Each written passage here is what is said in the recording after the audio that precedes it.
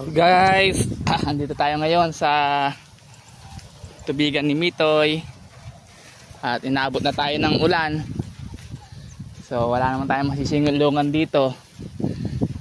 Sabi nila wag ko nang gamasin kasi malaki na yung palay. Ang problema, ang dami talaga ng trigo eh. So tsaga-tsaga hanggang may 5 araw pa.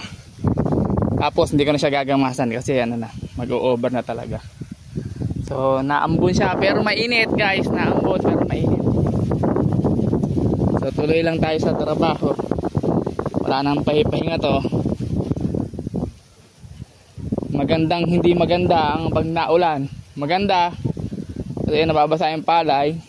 Tapos hindi mainit. Ang problema nito, baka naman tayo abutin ng sakit pagka gantong naulan na mainit. Ano, kapal ng trigo.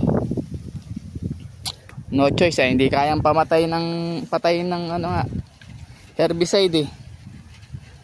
Dapat sinulod ko na lang yung payo ng tatay ko nung nabubuhay pa. 5 finger. Kala ko kung anong brand yung 5 finger. Ano pala yon? Mismong finger mo bubunutin yung damo. Effective 100%.